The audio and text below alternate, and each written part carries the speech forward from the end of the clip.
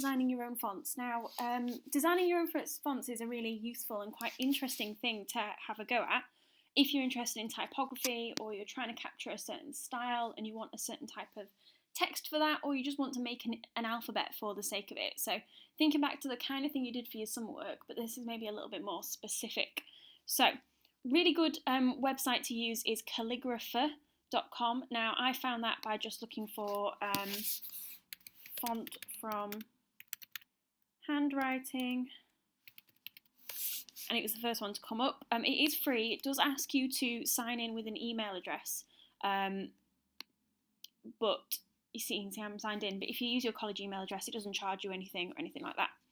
I have actually put it in Teams as well, so if you go to the file section on Teams and go to open in SharePoint, and then you can find that in the folder that's called Useful Websites. So that is there under Make Your Own Fonts, and it takes you to the same website. So what you'll see when you get here is if you go to Start App, it gives you a template. So if you go to Create Template and then you want the one that says Minimal Numbers, you can see this has got the full set that you need to be able to type. So it gives you your general sort of punctuation, it gives you your numbers, and it gives you capitals and lowercase.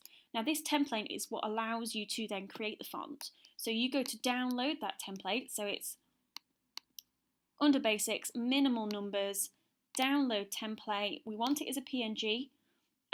You can leave that ticked or unticked, it's totally up to you, and we want to download it. Now obviously you could print that out and then you could create a font by hand. So you could download that and then print it out, and then you could draw in the boxes. I'm actually going to show you how to do that digitally. So I'll show you the one that I downloaded, and you can see it's there, and then all I've done is double clicked. Now you can see I've scribbled on mine, but yours would be blank. So if I right click and go to open with Photoshop, that will open in Photoshop for me there. So all I've done is I've just used the brush tool and scribbled on that. Like I said, you could print this out and then you could draw on it, or you can copy and paste fonts that you've already made. So if you've made something in Illustrator or you've made something in Photoshop, you can copy and paste those across. So you can see here, I've got this modular typography task, and I've used these shapes here to build this letter A. So I could then just select that, go to copy and go to paste, and then I can just pop that into the lowercase a box. So you could make type digitally using shapes or in Illustrator or whatever, or you could do it by hand by printing this out. You could design all the letters individually, scan them in, and then again put them in these boxes if you wanted to sort of do them one at a time and they wouldn't fit in these boxes, or you're doing something more detailed, or you're making them with ink or something. What you would then do, so I'm going to just delete that for now. So imagine this is my finished alphabet. Obviously it's rubbish.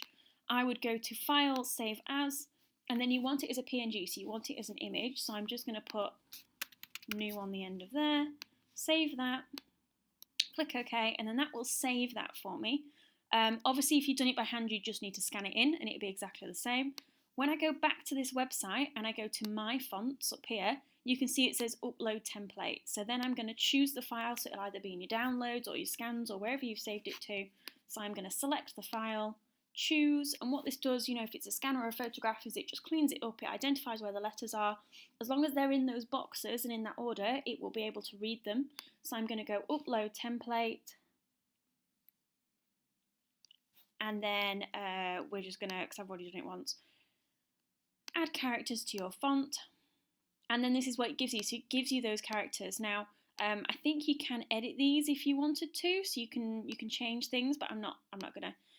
Really, you should be fairly happy with that. So that is your font nice and finished. Then you go to Build Font, and I'm going to call it Handwriting 2. Obviously call it whatever you want, but you need to name it so that when you put it into Photoshop, you know what you're looking for, or Illustrator or whatever. So I'm going to go Build,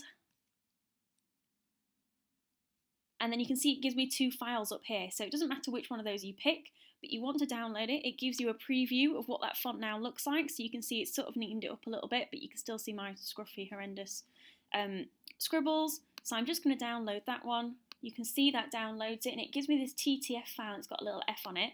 If I download this one, it's the same sort of thing, so it doesn't really matter. So I'm going to double click that, And you can see as this opens this app called Fontbook. Now this is Apple specific, so you want to do this on an Apple computer really.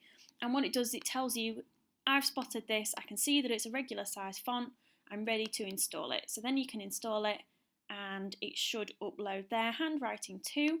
So now if I go to a Photoshop document, so for example, I'll just make a new document.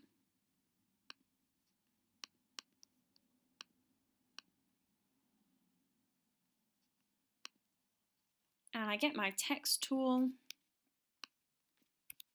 and I write.